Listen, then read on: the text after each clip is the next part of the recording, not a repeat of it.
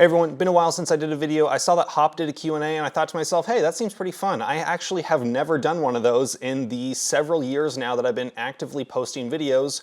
I've done live streams where people can ask me questions, but I figured I would give people plenty of time to ask questions on my community tab, and then I would answer some of them. And that seemed pretty fun, and it's been a while since I made a video, so I figured let's get into it. Now, you can probably watch this with just the sound. You can probably just set your phone down, leave your AirPods in or something. And if you want to truly honor a YouTuber in the highest way possible, you can listen to this while you eat or watch this while you eat. Whether you're sitting down, eating lunch, in your car, on your lunch break, at your blue-collar job, or you're just sitting down at your table, eating breakfast, whatever it is, that is truly the highest honor that you can give a YouTuber. So I'm going to dive right in and just start answering some questions. Aaron Scholl said, homemade mac and cheese or boxed? Well, my friend Brendan makes the absolute best mac and cheese that I've ever had, so I'm going to have to say homemade. It is at a point where anytime we have people over, he's expected to bring mac and cheese, and if anyone else tries to bring mac and cheese, they are not allowed to do so. The next question from Andrew says, what in your opinion the states that do the best job at protecting our rights? If you could pick any state as a role model that the rest of the country should mirror, what state is that? Texas, Alaska, Montana? Well, I think, when you look for a place to live, you should look at more than just the gun laws. But if you're looking at the gun laws, I think a good way to look at them and evaluate whether or not you think it would be a good state to live in would be take a look and see if they have constitutional carry. If they're one of the 25, maybe 26 at this point, states that have constitutional carry where you do not need a permit at all, I would say that that's a pretty good state to live in. Personally, I really like the idea of living in a state like Tennessee or Montana, Idaho, Texas, but Texas is, there's some downsides of living in Texas when it comes to gun laws. They're not the best. They aren't the gun-friendly state that everyone maybe thinks that they are to the extent that they think that they are. But there's a lot of great states to live in. California, definitely not the last one that I would want to die in. Someone said, USCCA charges you every penny if you plead to any charge in a self-defense case. Are there insurance programs that actually protect you from beginning to end? Well, me personally, I still go with USCCA because they are one of the only, if not the only, insurance provider that will cover you if the self-defense shooting involves someone that you have known or had any prior relations with. And for me, that was pretty important. Every single insurance provider, and I'm putting that in air quotes because they are not necessarily insurance, they are a legal defense fund, I think is the right way to say it, that offers to insure you. It's kind of a weird way to say it. I'm not exactly sure the right way to say it, but they all have pros and cons. So you have to make the right decision for you. Me personally, the decision was very easy because I saw who I felt would be a bigger threat in my life as someone that would fit into that kind of category. And I think many people would also think the same. So that's why I personally recommend USCCA. But if you have made a decision that is actively come to your mind of you looked at the pros and cons and made that decision for yourself, I know US Law Shield is also a great option. CCW Safe is another great option. And I think those are the three big ones. I think PSA now has one, but I'm not too sure about them, to be honest. But yeah, look at them all, make the right decision for you. I do ad reads, but that does not mean that I am going to be personally offended if your circumstances dictate you making a different choice. What's a piece of gear that everyone raves about but you think is trash? Man, that's a tough one. Gear and equipment, I wouldn't say that most of the stuff that people really highly value would be trash.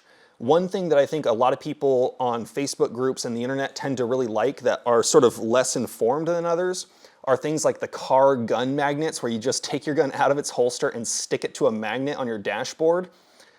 If you're in a car accident or if you have to slam the brakes really hard, you do not want that gun to now go flying underneath your brake pedal or your gas pedal. You don't want your gun to go flying around in the event of a car accident or something like that. So I would say that that's probably one thing that I would consider trash that people really do tend to like. However, people that are well educated tend to not like those things. So maybe that answers your question, maybe it doesn't.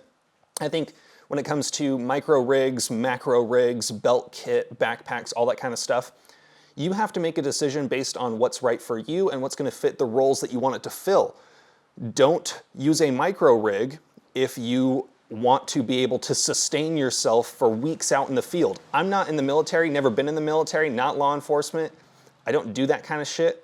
So for me, having something that just like a simple belt kit that lets me hold a few mags, has a holster on it, and then a plate carrier with a few mags on it, that's plenty. I'm never gonna need any of those things realistically. It's just fun to own, and if that's your reasoning for owning it, keep owning it, keep using it, have fun. Do I know if there's any lawsuits challenging the California suppressor laws? So I'm gonna kind of wrap this in with laws, the questions that people asked about why has no one challenged the NFA? Why has no one challenged the machine gun ban? Why has no one challenged the Gun Control Act? If you talk to the people that are really in the know, you kind of have to look at it as going piece by piece and building upon the success of previous court cases. So right now, cases are challenging things like the handgun roster and the assault weapon ban, things that cover very common legal firearms in most states that some states have determined to be too dangerous. If you knock away those first and say, hey, we have a right to own this type of gun, now it becomes easier to argue that you have the right to own this type of gun and this type of gun. You have the right to defend yourself with arms usable for defending yourself and your country, regardless of whether or not your gun laws in your state or country say that you do. Those laws, those rights are inherent to your existence. So I'm not saying that you don't have the right, I'm saying the government does not acknowledge that right and will throw you in jail. So chipping away at things that are smaller to get you there will be more successful than trying to challenge the NFA right now in court and not having as much to stand on affirmed by the Supreme Court or other district courts or whatever. So that's why we don't see anything going after that, and we see these smaller cases because they're building. You know, if that makes sense to you, let me know. If you have questions about that, let me know. If you disagree and you have real insider knowledge and you're like, oh, all the gun control, all the people fighting gun control, they're all scams, let me know what you think down below. Somebody asked me what my weekly steroid dosage is. I am on medically prescribed testosterone replacement therapy through Merrick Health. If you are natty or if you are enhanced in any way, I would highly recommend you get your blood work done, especially if you're a younger guy. I know based on my demographics, most of you are men. There's like 6 women that watch this channel. I don't know why. Don't know why you're interested in this. I'm kidding. But it's just, this channel is generally younger men under the age of 30. I think that this would be a great time for you, even if you're natural, completely natural, get baseline blood work done so that you have an understanding of what your hormone profile looks like right now. So let's say something goes bad down the road, you have something to look back to and you can say, hey, I didn't used to be this messed up. What changed? How can I get back to a better level? Or do I need to fix this with medication or other lifestyle changes? So get your blood work done, even if you're natty, even if you have no intention of going unnatural. Somebody said, does pepperoni belong on top of cheese or under it on a pizza, I assume? Now, if I took a bite out of what looked like a cheese pizza, not like a Chicago deep dish or whatever, just a regular cheese pizza, I took a bite and I saw that there was pepperoni underneath it, I would probably stop eating it because I would not trust the person that was making that pizza. Someone asked, for when you go shooting in the middle of nowhere, is your Chevy Silverado 2-wheel drive or 4-wheel drive? And do you think 4-wheel drive is absolutely necessary for driving out into nowhere to shoot? So I actually bought my truck specifically so that I would have 4-wheel drive and the capability to get out to places that I do go to shoot. Some of the places that I've been out there when I was younger with a 2-wheel drive. It was like a Mazda B2500, so it was similar to like a Ford Ranger.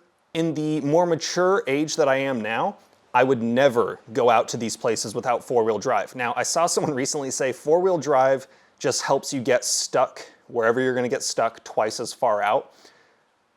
I think that if you're gonna be shooting regularly on BLM land in areas where it is difficult to drive on, I think 4-wheel drive is a much needed feature, specifically for where I go to shoot. I will not tell you where I shoot because when I used to tell people where I shoot, it ended up going downhill because during the 2017 fires in Middletown, the place that I used to go shooting, Boggs Mountain, it was Cal Fire Land, they closed down. In late 2018, they opened back up, and within a month, they stopped allowing people to shoot out there because actual Aryan Brotherhood, lightning bolt tattoos, shaved heads, skinheads were wreaking havoc. One of them shot a lady's horse in the ass with a .22. One of them harassed many other people, and then they shot into the dozer, doing about $500,000 in damage to various heavy equipment that was owned by CAL FIRE. So I personally do not tell people where I shoot, and if I see on one of my shooting videos that you comment where I'm shooting, I just delete those because I have too much exposure now where if I say where I shoot, I could very easily ruin it for everyone, and I'm sorry. I really am sorry that it's gotten to that point, but I have to make sure that the places that I shoot and that other people shoot don't get ruined. I'm sorry. But yeah, I think four-wheel drive is a much needed feature. Someone said, is the FN57 just a novelty item or can it be used for home defense? I think that the 5.7 has a lot of great things going for it. However, I still think it's a pistol. The rounds that you're thinking of that defeat body armor are super expensive. If you can afford $10 per round to actually train with and get good with the good 5.7 ammunition out there, go ahead and do it. However, I'm perfectly comfortable defending myself with a 9mm or with an AR-15. My home defense firearm is an AR because I live in a home with just my wife. I don't live with kids. I can have that sitting up next to my bedside and I don't got to worry about it. I'm not, if I have people coming over, I can just put my guns in the safe. I think 9mm does just fine. If you really like 5.7 and you want to be exotic, go ahead, do it. But for me, I think of it as a novelty item because it's not as practical, or it's not much more practical in any measurable sense that matters to me. Someone said, if a close relatives pass away, how would one legally and or suggestively inherit their firearms in the state of California? Typically, what we used to do back at the gun store, what happened a couple times, this might have changed in the last few years, is the executor of the estate would be in possession of all those firearms and do private party transfers to people that they were supposed to go to. It may be different. My recommendation is get that stuff figured out before someone passes away and try to get possession of those guns, because in the state of California, direct up and down blood lineage, so kid, grandkid, parent, grandparent, not uncle, not brother, just up and down. So let's say your father or mother or grandmother or grandfather passes away and wants to give you guns. Do that before they die. It just makes it easier because you can just take possession of it and then you fill out a form with the state, send it off, and it's just your gun. That's it. If you have to do the route of having the executor of the estate go to a gun store, if I pass away and I have as many guns, or at the rate that I'm going, much more guns than I have now, it's going to be very difficult for the executor of that estate to get all those guns to the people that they need to go to. So yes, it can be done as a private party transfer from the executor of the estate, or maybe the wife or husband of whoever passed away can sell them off, but try to handle that before you have to deal with that, if that makes sense. What do the future of our firearm laws in California look like to me, and do you see yourself living there much longer? Well, personally, a lot of people ask me, when am I going to leave this state? I am not going to leave this state until my lawsuits that I am a named plaintiff of. Currently, it is Boland v. Bonta. That is the state handgun roster. When that is all said and done, completely resolved, I will think about leaving this state. Until then, I have to stay here because I want to continue to fight, and I have an avenue to fight and make real change in this state. I think in the wake of Bruin, we're seeing a lot of action with the assault weapon ban case from FPC, Miller versus Bonta, and then the CRPA has Duncan and Rhodes, which challenges the magazine background check and the ammunition, or the magazine ban and the ammo background check. If those three things go away in the next few years, which they very likely could, I think this state is going to be a whole lot better. And I'm looking at it more positively than I think some other people are. I think a lot of people are burnt out on outrage fatigue lately, and that's why I've been sort of slowing down on videos, and because of other stuff going on in my life that I just have had to take some time away. But I think that things are going in a better direction than people might think. I think Langley Outdoors Academy, I think Brandon, I think he does a great job of keeping people optimistic while still reporting the news, and I really do appreciate that of him. But I think that things are looking up, even if they don't seem bright right now. Someone said, I'm planning on buying my first AR and upgrading it as I go. Do you think I should buy a complete AR or just build one? My recommendation, if you're going to get into guns, Buy a complete upper from a company like BCM, Psionics, Sons of Liberty Gunworks, if you can afford those. If you can't afford those, think about something like Aero Precision. If you can't afford that, think of something like PSA.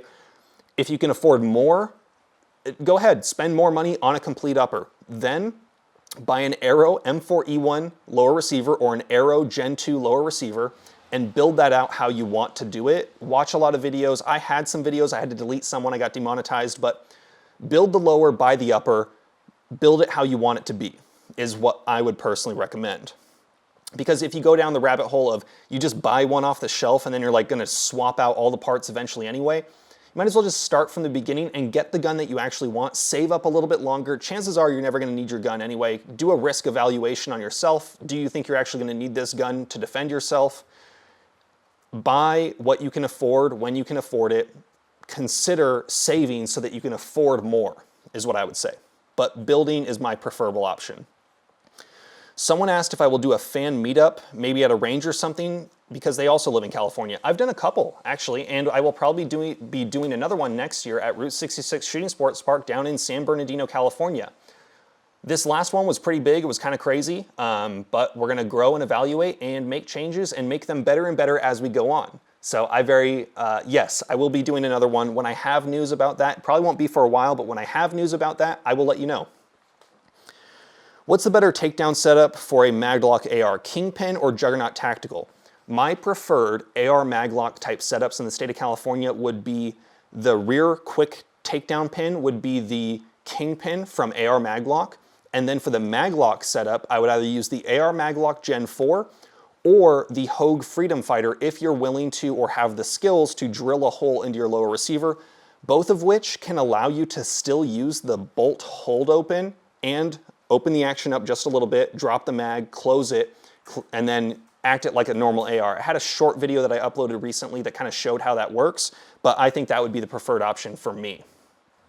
Poultry Lord said, what range bag do you use? Been using the Savior, but it's pretty bulky. I also use Savior equipment bags, but that's because they're a big supporter of me and my channel and a big supporter of Route 66, so that's why I use them. So yeah, I think Savior equipment is a great option. They're constantly updating their bags, so if you don't like your current option, check out what they have currently and see if they have made updates that seem to improve what you're doing. Range bags are pretty simple. I basically just need a big bag to throw a bunch of stuff in with some pockets, and that's it. Savior has been good for me. They've been good to me. They've been good to the organizations that I support, so that's why I still use Savior equipment bags. What are the chances of us getting another Freedom Week-like situation in California? I think in February, we're very much likely gonna see something happen, so stay tuned. If I make a post or a video about a Freedom Week situation, watch it, turn on post notifications. I'm not uploading a whole lot lately, so if I do upload something, it's probably gonna be worth your time to watch. Favorite fitness channels? Renaissance Periodization is this person's favorite. Also Natural Hypertrophy, Faz Lifts, and Jeffrey Verity Schofield. I like Jeffrey, I like Renaissance Periodization.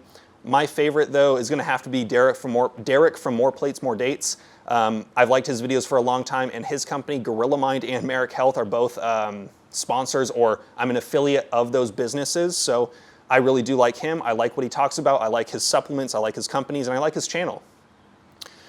Alex M said, who's the more buff gun tuber, me or print, shoot, repeat? Well, the answer is actually Scott from Kentucky Ballistics. I don't know any other person that has taken a 50 cal to the neck and then benched 315 within a couple months.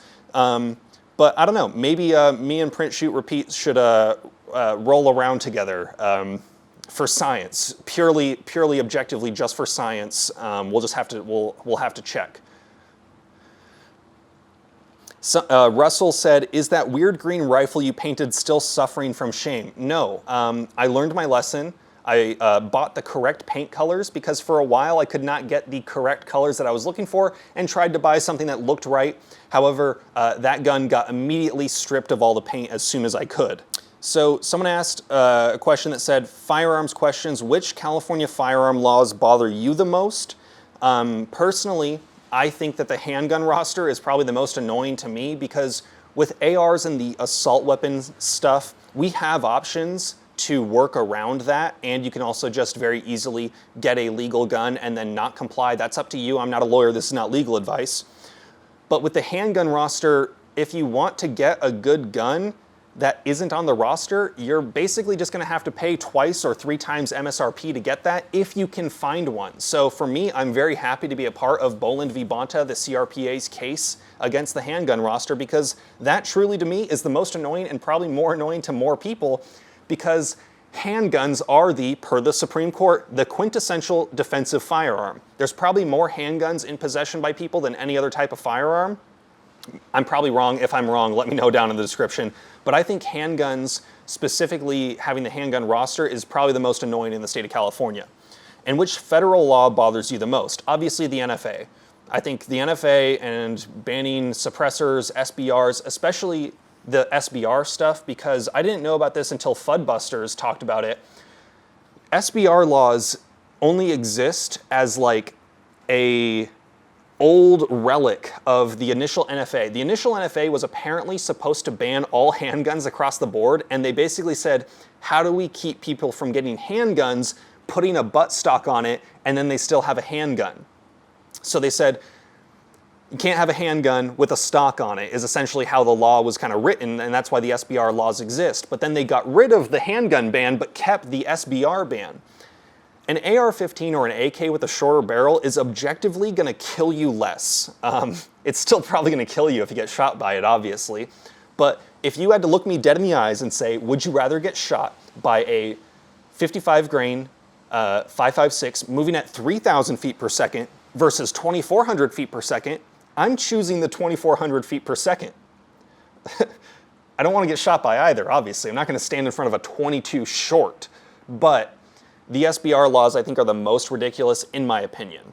Does buying a pistol red dot improve my ability to hit targets with a pistol at 50 yards? Want to see how usable they are for us? Absolutely.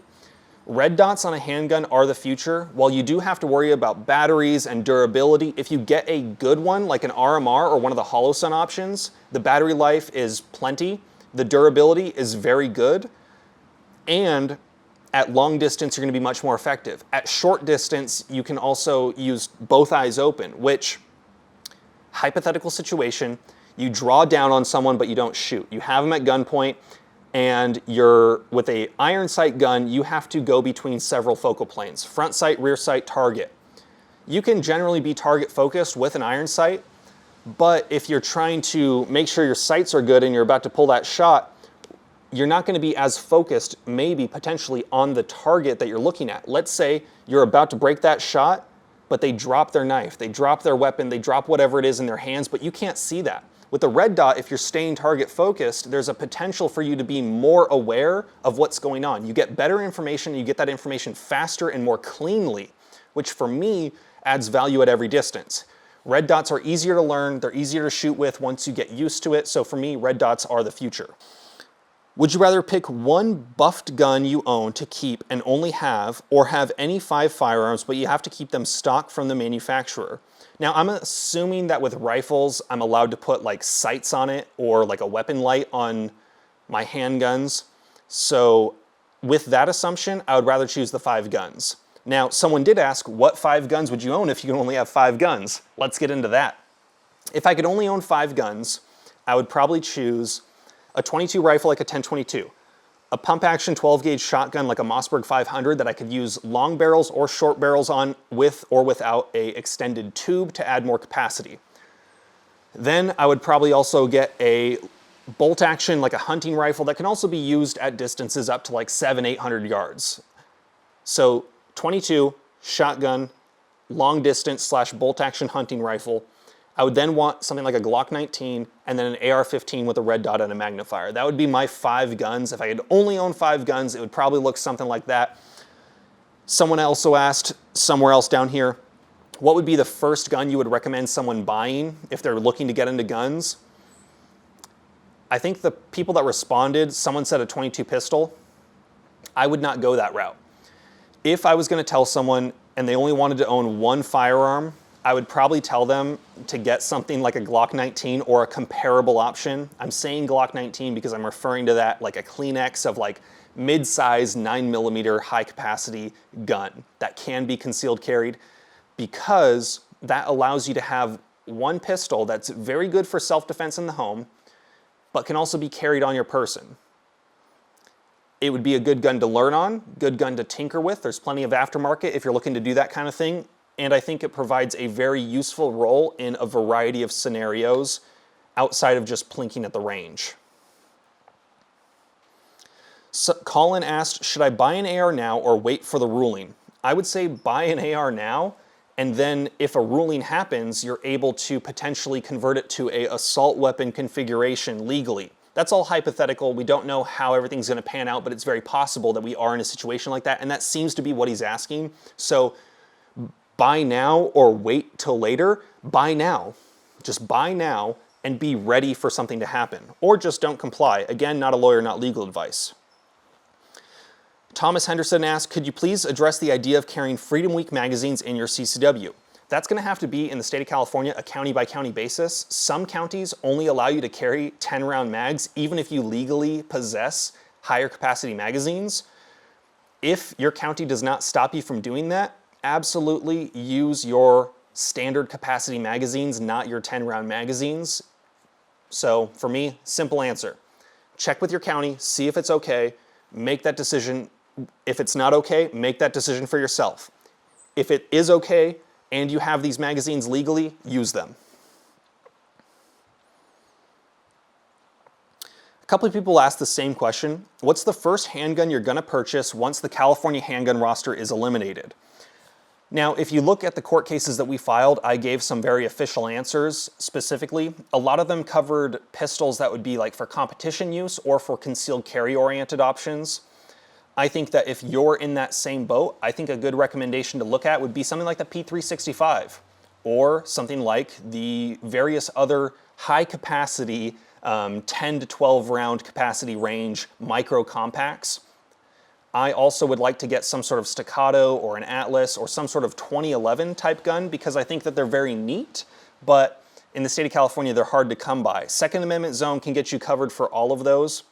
Now, someone else later down asked about off-roster guns in the state of California. What would be an off-roster gun that they would recommend you picking up now at a premium? There's two that I would highly recommend. If you're thinking traditional pistols, not like an AR pistol, go to Second Amendment zone or one of the other people that do it and get a P320 or a P365 depending on what you're looking for. Those guns can be a variety of different configurations. The P320 can be anywhere from like a Glock 26 size all the way to a full-blown race gun with a metal frame. P365 can be kind of similar. You can get the X macro frame and barrels and slides, or you can get just the traditional 10-round capacity micro compact P365. That's what I would recommend, and going through 2A zone is a great option to do that. Favorite meal at McDonald's? Unfortunately, they took what matters most to me, the McRib. They're not going to bring the McRib back, which I find very offensive. Can I deadlift 5 plates? Currently, I cannot deadlift 495. 495 pounds is 4 45s on each side for people that don't know. I think my highest deadlift was a set of 405 for 4 or 5, I can't remember. But I'm hoping at the end of 2023 with the guidance from my coach that I will be able to get to the 500-pound range. I want to be the silliest man alive to ever deadlift 500 pounds. So that's my goal for the end of 2023. Someone asked about my story getting started at a gun store, and that's an interesting one that I think I do want to talk about. I've talked about this previously in the past. I was into guns, I was in college, and I was in a fraternity. One of my fraternity brothers was close with this other guy that was in a different fraternity, and he said, hey, you're into guns, right? He's like, let me show you my Glock that I have. We were talking about it, and he's like, yo, I work at this gun store called B2. It's over in Cotati. And so he told me that they were potentially looking to hire someone. They ended up firing him because he didn't show up to work because he said he had to study for finals or something like that, but then they saw that he was at the beach or something. So they gave me a call. I didn't know that they fired him. They just told me that they were hiring and that they were looking for an entry-level clerk. At the time, you did not need a COE, a certificate of eligibility, to work at a gun store in the state of California. So I just knew a lot about guns. I showed them that I was interested, passionate, and a hard worker, and they let me work for them. Right now, I know that there's a lot of gun stores, specifically in my area, like Sportsman's Arms and Petaluma, that they are looking to hire people because a lot of people are still buying guns. It's hard to get good employees that know what they're talking about and are willing to learn. A lot of people talk out their ass, which is a problem you're gonna find at any gun store or most gun stores in any state. So I would say just go in there, be willing to accept what you know and understand that you don't know everything and be willing to learn. If you already have a certificate of eligibility, which you can get for, if you're getting your FFL 03, you don't need to work at a gun store, you can get that and it would make it a lot easier for them to hire you because they wouldn't have to wait for you to get your COE to start working, essentially. So that's what I would recommend. Get your COE if you can, get your FFL 03, because that's a great thing to have in the state of California anyway, because it allows you to ship ammo straight to your door like I do. I'm probably gonna do an updated video on that soon, but if you wanna work at a gun store, just be educated, but be willing to understand that you don't know everything, and be willing to learn and accept what they are saying. If they're wrong about stuff and they are a FUD gun store, you don't wanna work there anyway. You don't wanna work at big box stores. Work at a place that actually knows what they're talking about and is a good store to work at and has a good culture. Best LPVO for the money in your opinion. The Vortex Viper PST Gen 2 1-6 with either the MOA or the MRAD reticle is what I would recommend. You can get them for about $500 with a mount occasionally, and maybe every couple months you'll find them online. I really like it. It's got great glass. It's pretty heavy. The reticle is truly daylight bright, but it's just a single red dot. But I find it very useful. I like it a lot. It's not a bullet drop calculated reticle. It's just MOA or MRAD hashes. So you have to kind of know your holds with those, but that's not very hard to learn within 500 yards. It's really just not that difficult. You can just memorize a few. You can print out a little dope sheet and just stick it on the side of your stock. So if you're ever out hunting and you don't know, you can figure that out for yourself. Favorite 2-point or 1-point sling? I hate slings. I've tried a lot of slings from good companies. Like, I haven't tried the Edgar Sherman designs because they came around and got a lot more popular after I found one that I liked. The sling that I use is from Sly Tactical, SLY Tactical. They have 2-point and they have 1-point slings. They're not cheap, but they're a great company. They're local to me, and I think they're actually very high quality. I did some of the photography work for some of their slings earlier on, but I really do like the guys over there. Sly Tactical, SLY Tactical slings. I really do like them. Do I do any prepping, long-term food storage, dry food, canned, etc.? I do not. Totally honest with you, I do not. Should I? Probably. Could I? Probably. I just don't have the mental capacity right now to allocate towards that right now. I'm just so focused with a lot of things going on in my life that have happened, and this channel, my normal day job and all that stuff. I'm interested in it. I always go down that rabbit hole every once in a while on YouTube, watching a ton of videos and learning a lot, but I never quite get really into it. I always keep a couple cases of water on hand and always have a pantry stocked with dry food and that kind of thing. But that's more of like a preparing for Sonoma County lighting on fire again. Being without power for a couple days to a week, that kind of thing. I'm prepped for that kind of situation, but any real end of the world situation, I plan on just dying. Yeah, that's my plan. Where do I buy ammo in California? I buy ammo online and have it shipped directly to my door with my FFL 03 and COE. I have a video on that. I'll probably do an updated video on that because it is worth doing.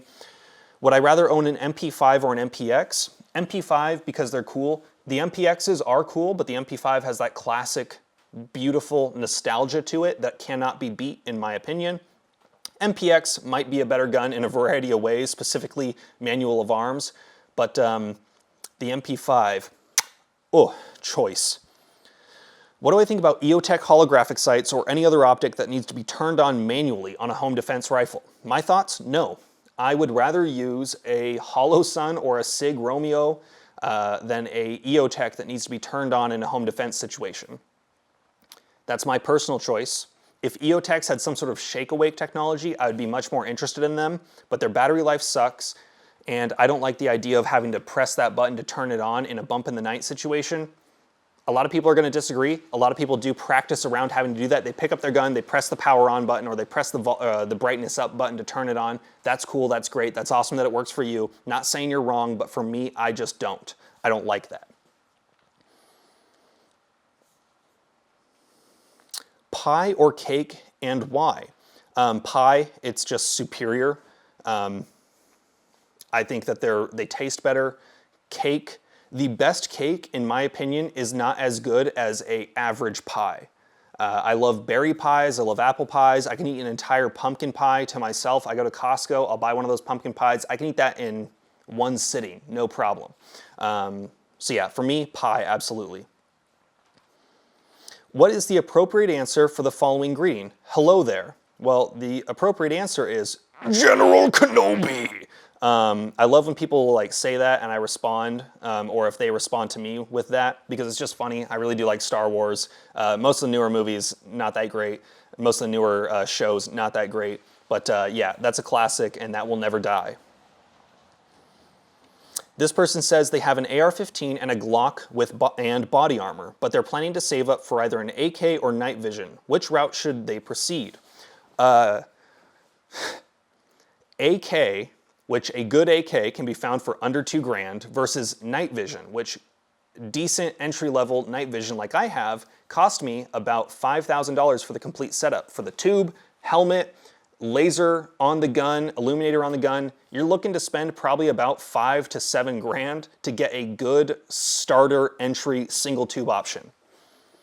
If you have a place to shoot night vision, if you have a means or a need for night vision, it's fucking awesome. I love showing everyone that I can night vision. Just having them look up at the stars, it's cool. It's an experience most people will never have. So I really do like night vision. I use it a lot for some stuff that I won't say. I do like night vision. However, most people, be real with yourself. Do you have a place to use it? Do you have a need for it? Is it going to be worth it? Is it going to be something you break out 2 to 3 times a year? Is that worth it to you? If you have the disposable income, if you've already got if you have no debt other than maybe a house or a car that you can afford, is it worth it? That's something that you have to decide. But night vision is super expensive, so keep that in mind. This is actually a fun one from Jack. He said, I am currently in the middle of a Star Wars blaster build on an AR pistol, and it serves no real functional purpose other than a fun .22. What are some of your more useless but fun builds, not including stuff you built to prove a point? So not including things like my bolt action 3D printed Glock that you can't do anymore in the state of California. I would say my fun, useless guns would be things like my M16 clone or my Modern Warfare 2 M4 clone, both of which I have videos on if you look on the channel. I think they're very cool, but they don't serve a practical purpose that my other more readily available, more commonly used, more effective guns don't. They're cool, but they're a novelty. They're absolutely a novelty.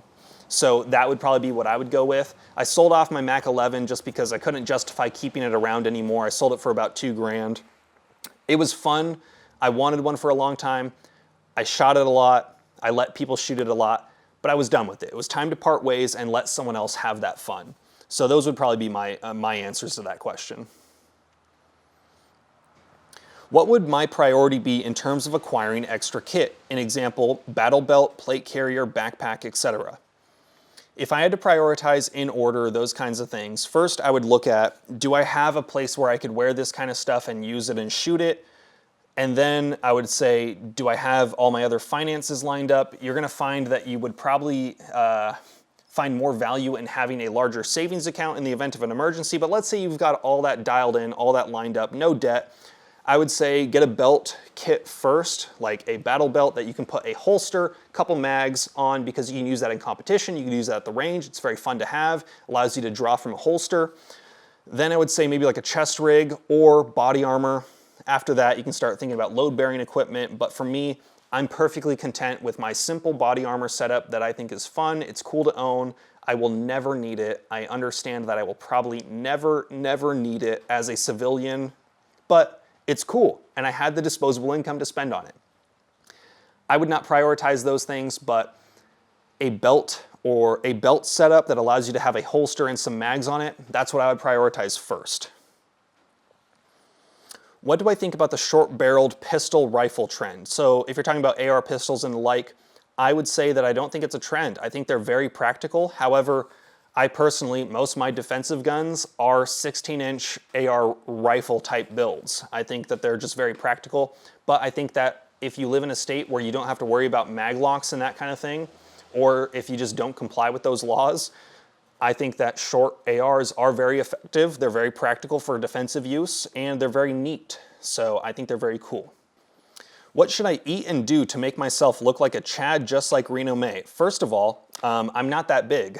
I am 6'2" and 200 pounds. I am not that big of a guy.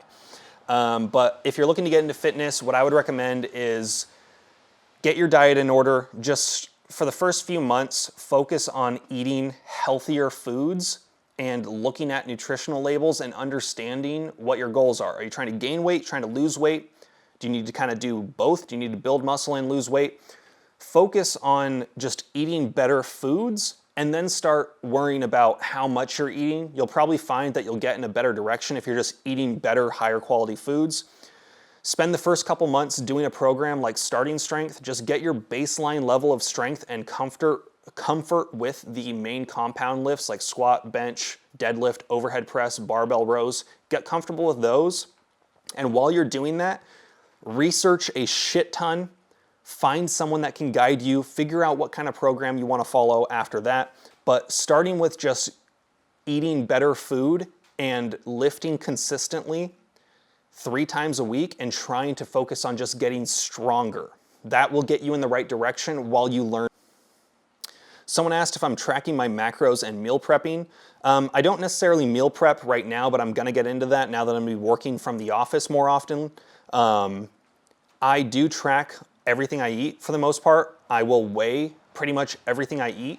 I'm at a point now where if I go out to dinner somewhere, I have a pretty good idea of how many calories are in those, and I know what kind of foods are better choices to make and are easier to track and better for me that will make me feel better eating it physically and mentally.